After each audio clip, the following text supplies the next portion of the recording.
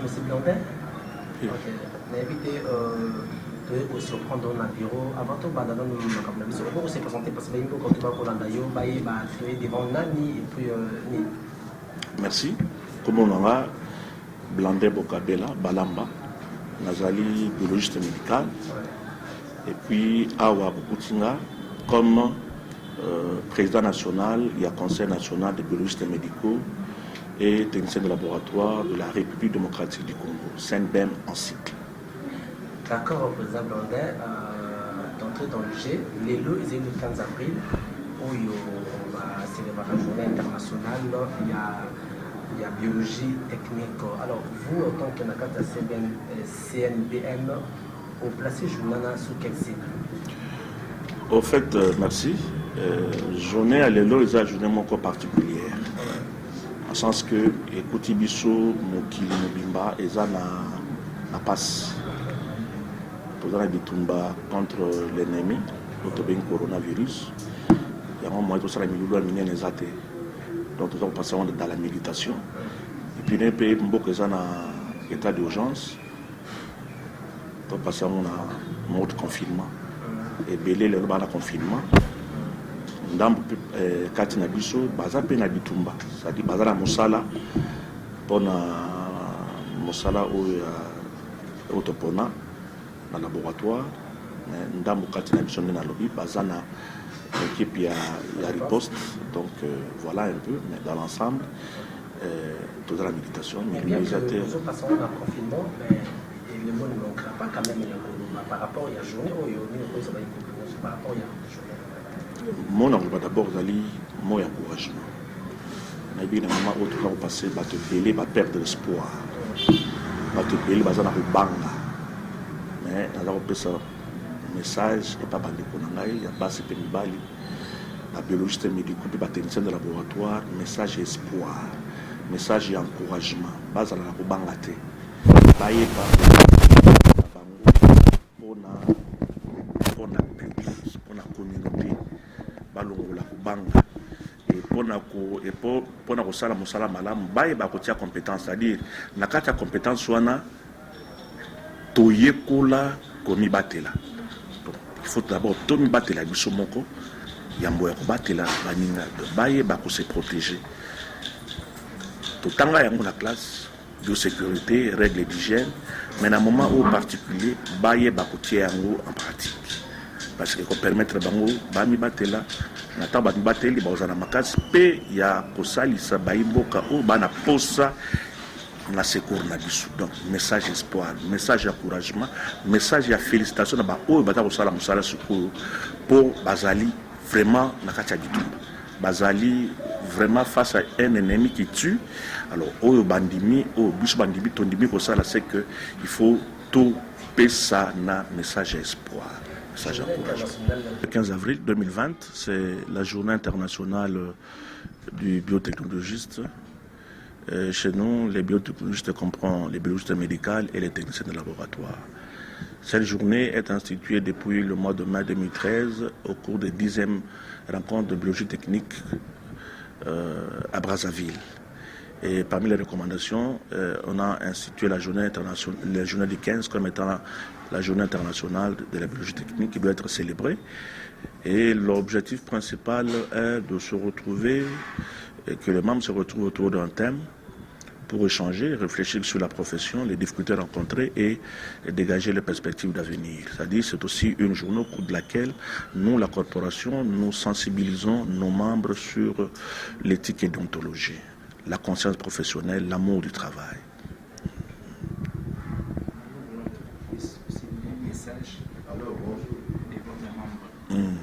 Les messages, c'est que chaque année, je disais, il y a un message, un thème autour duquel on va réfléchir. Et cette année, le thème, c'est compétences et disponibilité pour tous les patients et à toutes circonstances. Le message, aujourd'hui, il est particulier parce que nous sommes en face de la pandémie, du Covid-19. Le message, c'est un message d'espoir, un message d'encouragement, un message de félicitations. Espoir parce que je suis convaincu convaincu que nous allons vaincre cette pandémie parce que nous en avons les moyens, bien qu'elle tue. Mais certainement, quel que soit le temps que cela prendra, nous allons vaincre la pandémie de Covid. Et message d'encouragement parce que les gens sont découragés aujourd'hui, ils ont un peu peur de la maladie et ça risque de fatiguer, d'empêcher les gens d'aller travailler.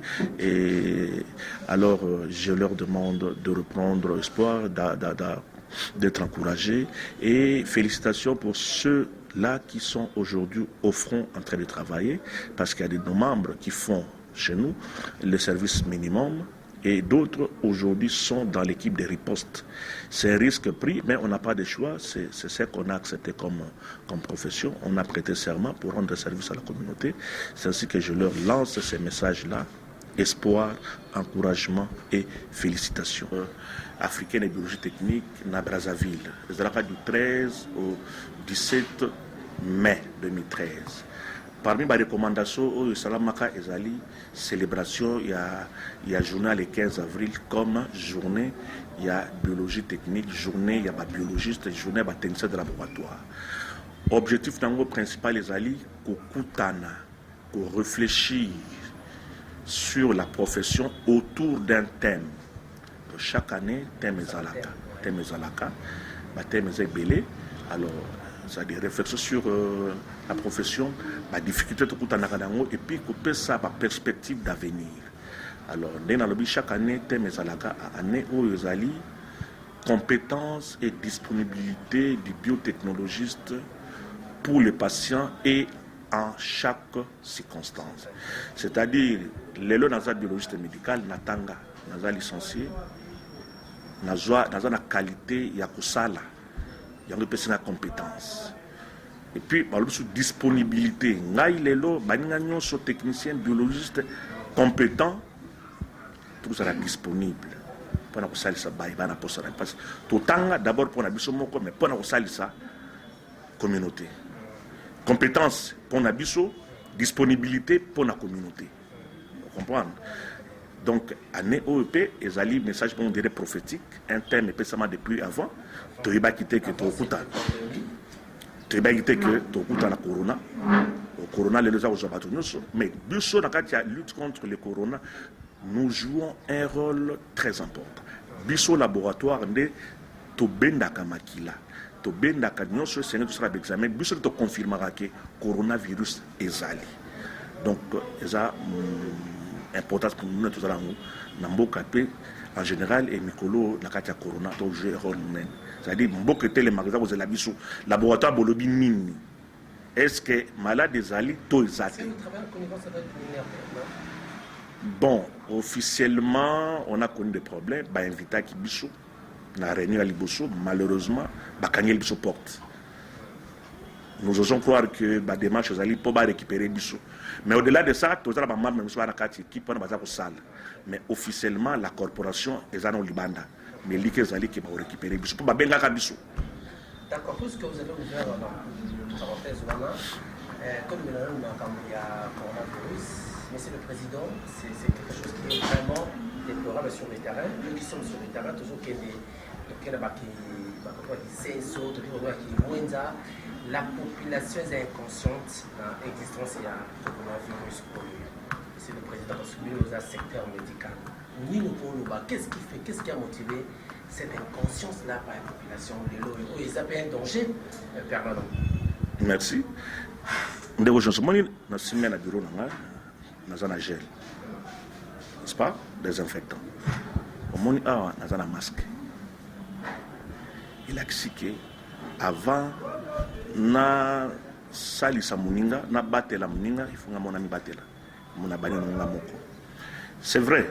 Tout ça bon monsieur Belé to tambola ka to pena na cité bato Belé baza ko ndimate. Bato Belé baza ko senga ba mona bipembe ba ku fina corona. En bref, na ko senga ba o baza o balbana lingala motema 15. O baza o bangi ko sala Saint Thomas.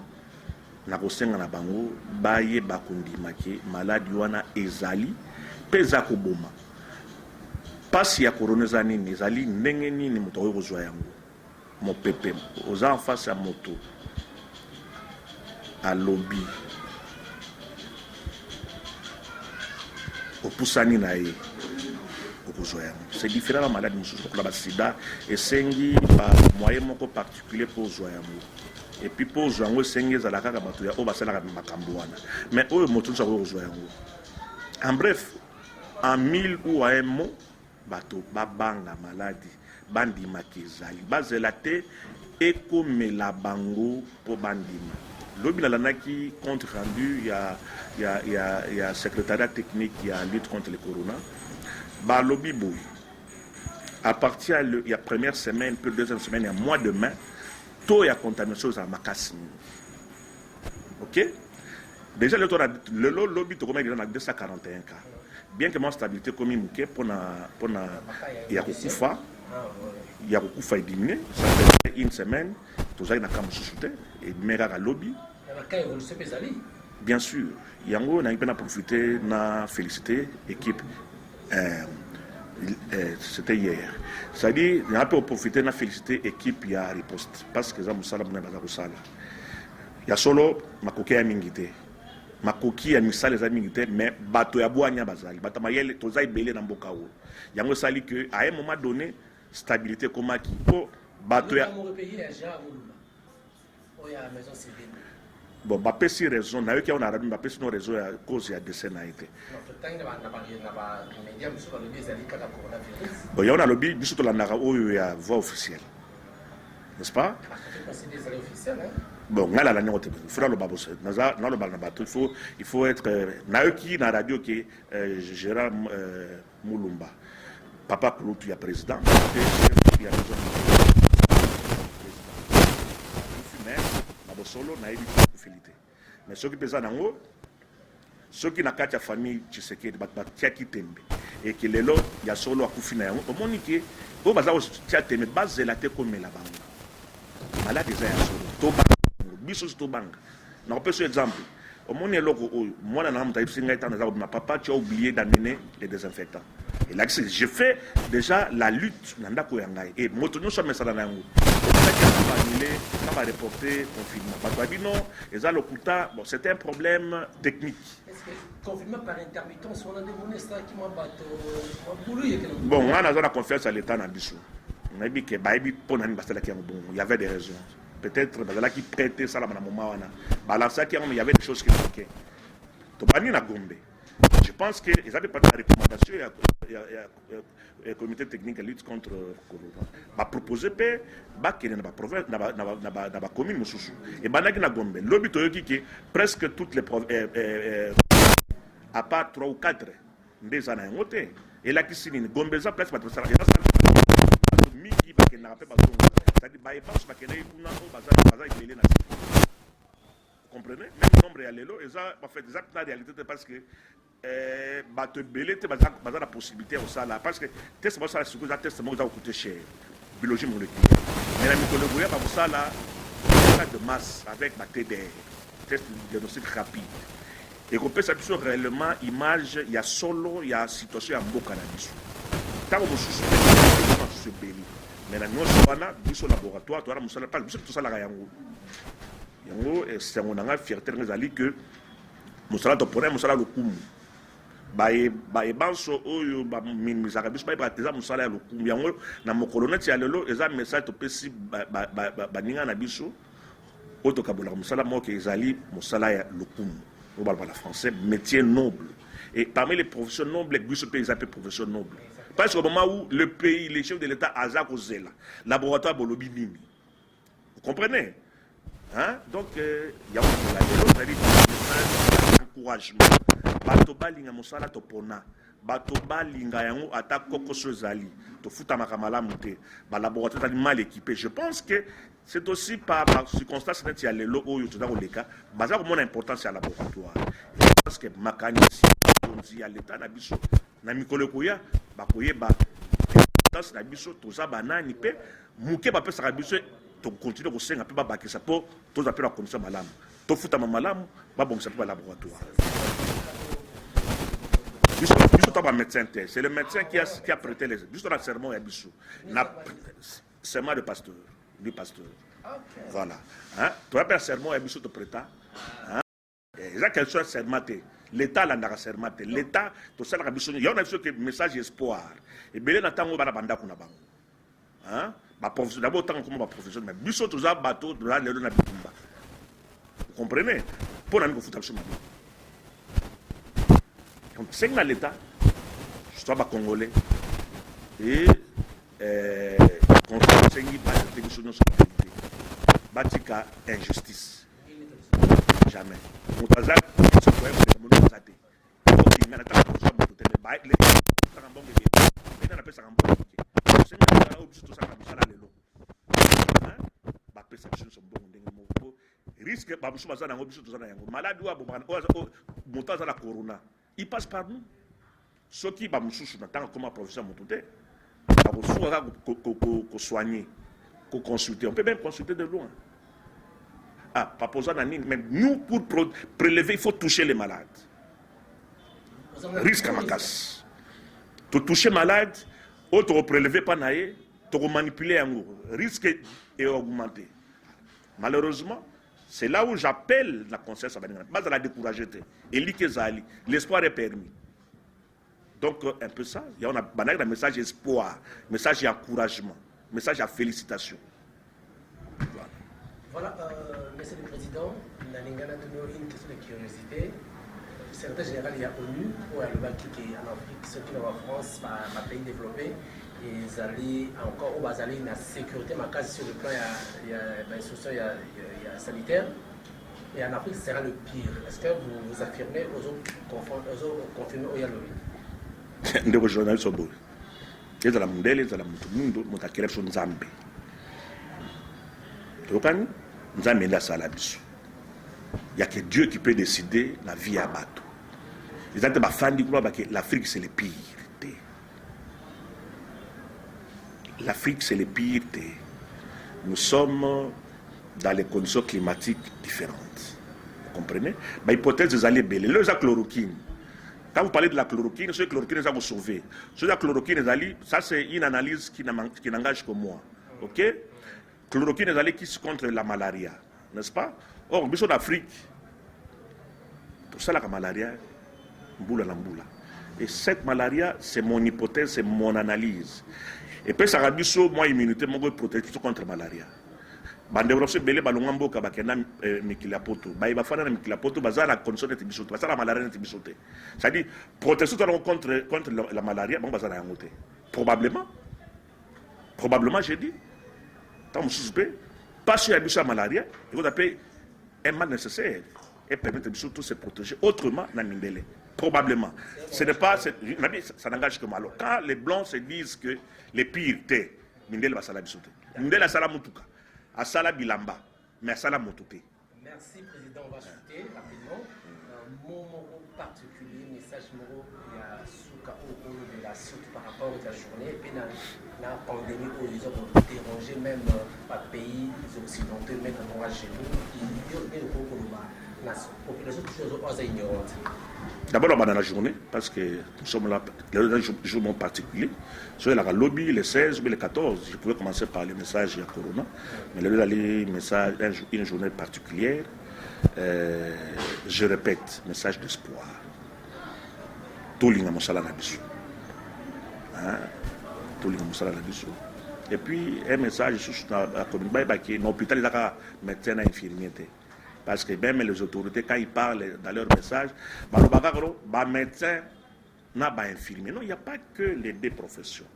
Il y a l'ignorance. Et par exemple, bon, ils ont minimisé parce que peut-être dans leur langage, mais il n'y a pas que l'infirmier et le médecin. Il y a qui tant professeur,